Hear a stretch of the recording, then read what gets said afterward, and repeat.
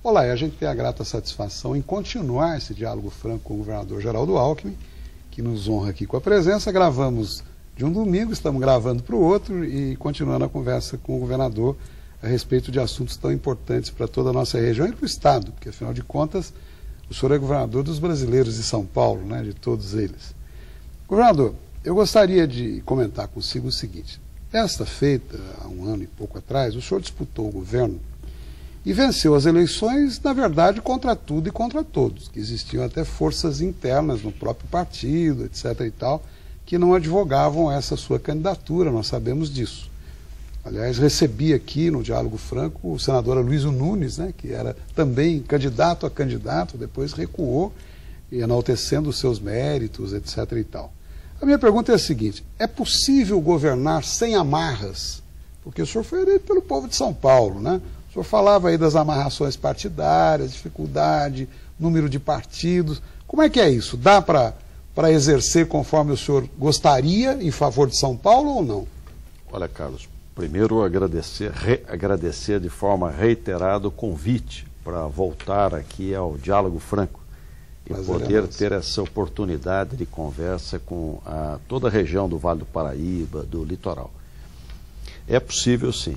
Eu entendo que princípios e valores não se transigem.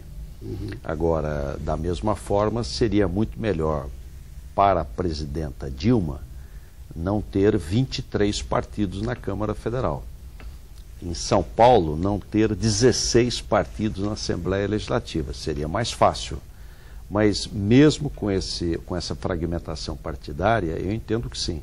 Eu entendo que princípios, valores não se transigem. Você pode ter mais dificuldade política, mas não há que se afastar 1 milímetro do interesse público, né? Eu vejo que hoje a população, ela anseia e nós temos o dever de corresponder, né? A honestidade, a transparência, você ter pela internet, pela tecnologia de informação, absoluta transparência, a luz do sol, né, sobre a administração pública, sensibilidade social. Sempre tenho reiterado, olha, São Paulo não deixa ninguém para trás, então vamos ajudar para todo mundo avançar. Sensibilidade social e gestão. As questões ideológicas, as lutas políticas, elas às vezes é muita fofoca. É importante fazer coisa boa em benefício da população. E elas são efêmeras, né, governador? Às vezes levanta uma polêmica aí sobre um assunto qualquer, de repente o vento toca de outro lado.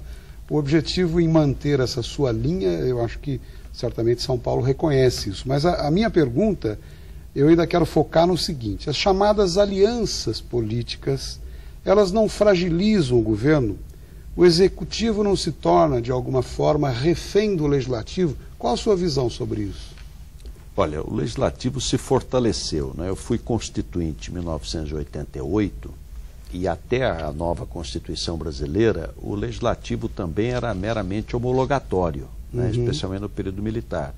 Porque você, por exemplo, o orçamento, que é a questão mais importante, você não podia alterar o orçamento. Sem dúvida. Ou aprovava ou rejeitava. Então não apitava nada, também não é possível. Poder absoluto é muito ruim. Então, eu diria que esse aumento de competências do legislativo, de um lado, ele foi positivo.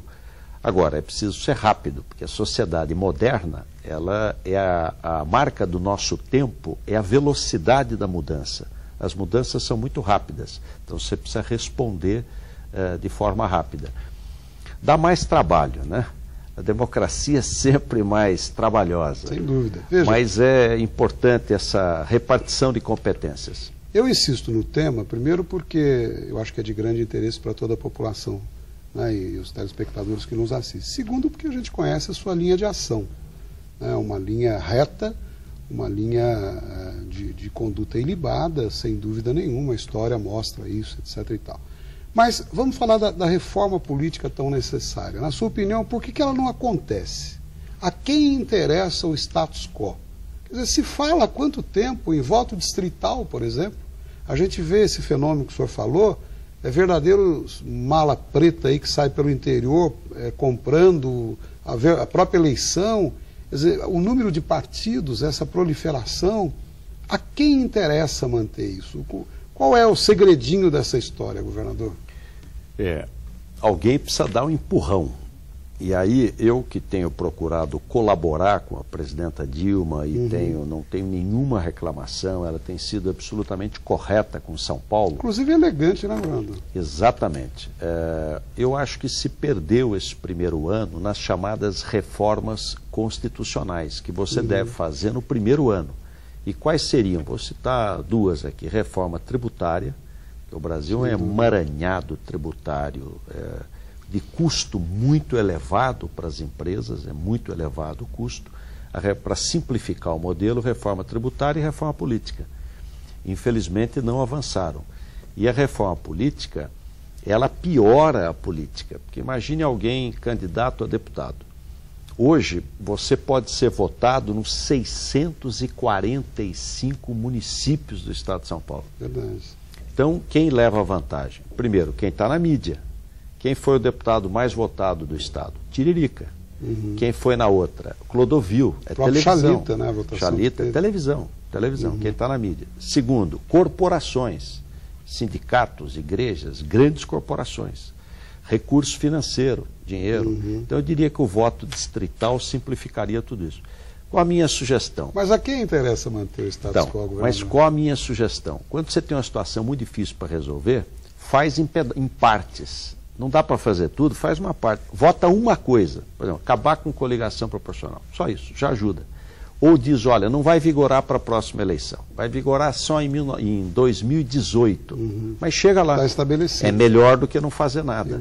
Infelizmente, nós perdemos o primeiro ano e nenhuma reforma constitucional foi feita. E fica mais difícil no segundo ano. Daqui a pouco acabou a legislatura. Mas a presidenta certamente tem essa consciência, né? Tem, é que não é fácil. A gente tem que reconhecer que não é fácil. Mas eu pegaria um item da reforma tributária, um item da reforma política. Ao menos isso daria para fazer. Pelo menos existindo essa preocupação hoje de uma maneira geral, quem sabe se a gente pode ter alguma esperança aí em que isso melhore, né? Aliás, se você me permite, o que acontece? Há uma sensação de que as coisas estão indo bem. Então, deixa para depois. Toca-se assim. Toca para frente. Mas essa é a hora de fazer as reformas. Não adianta, não vai arrumar o telhado depois que chover.